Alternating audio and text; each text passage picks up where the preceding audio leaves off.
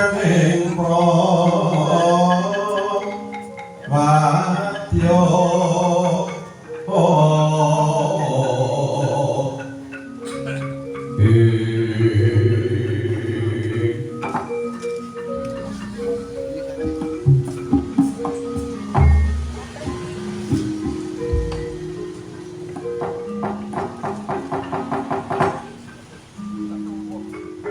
Pemilan sakasanira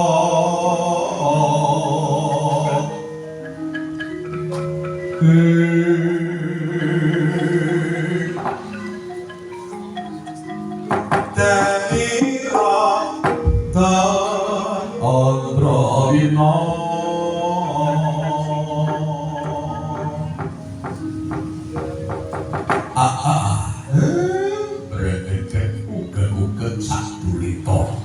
mel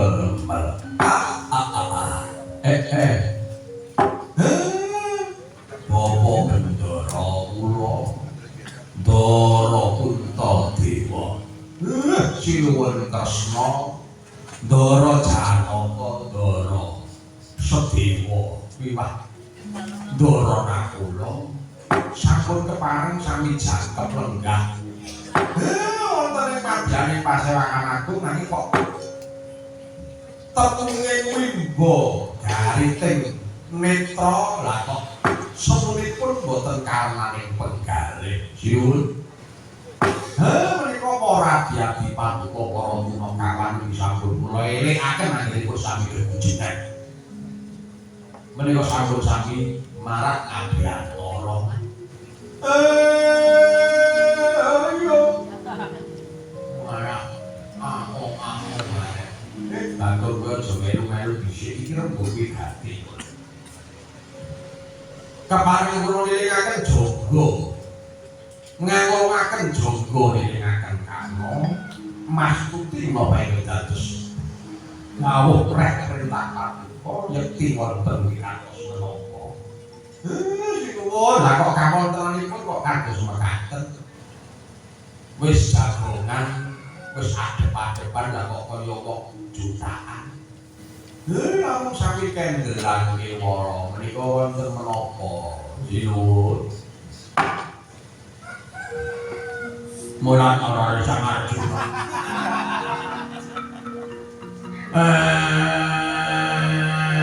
Sebenarnya kamaru.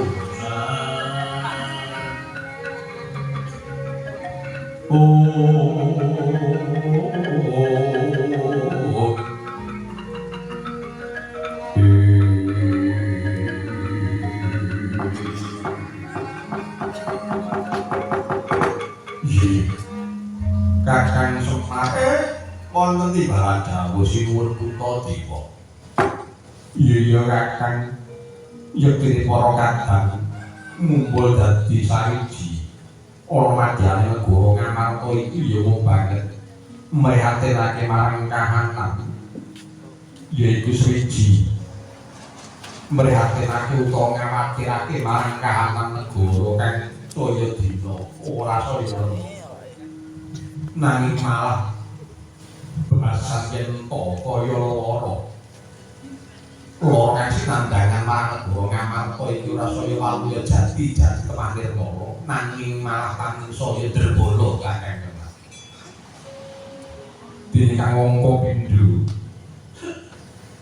dina sampun kang jalari priyayi para kadang-kadang Pandhawa iku ora ana liya iya Mendrani Dimas Werkudara ingkang nalika semana pamit bakal madheg salah sawijining pandhita lan bakal nyuwargake marang Kanjeng Rama Prabu Pandhudewanata kalawan Ibu Dewi Madri. Mula kuwi Semar kang dadekake bingunge penggalih ora ana liya ya mung perkara kuwi. Mung perkara nggone Werkudara lunga saka negara Ngamarta. Semar iku to. Nggih mula boten nama kula mung kalah boten maipun dateng gejolake wonten marang paduka. Wantosaken dateng ingkang rayipun Werkudara. Guru saya ulama ingkang lenggah wonten sakajengan paduka menika Nalendra Dwarawati sang titis Wisnu ingkang mangkat sadèrèngipun winarah. Napa jenenganipun Dara kula tresna wonten mangertosi Semar. Wonten jawab. Aku dhewe rumangsa lagi peteng jagatku ora bisa kawin nganti apa wae apa meneh kawin nganti menyang dirungane Dimas Werkudara Semar. Kok ya Nalendra kaya peteng bareng iku gigiran. Ing atase Nalendra nek umpama cara sugih ya sugih mukti-mukti wibawa-wibawa mongko kasinungan kasekten kasinungan kawitesan Bathara Wisnu dewa kang ngandung kabagyan kok iso peteng umpama peteng iki ora mralung rae kaya bathok kaya gareng padha dilayak mindri rumangsa bingung rumangsa peteng iku ya wakur nek sak kelas panjenengan lha kok rumangsa peteng nek sing dadi kusire mawon peteng lah jarane pripun Semare kok dadi proyek samues eko bale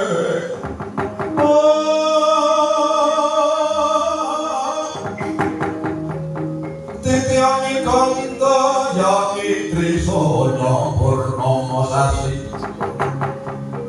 Kilar-kilar sweti angeng-tengeng latar langitan Bima sakti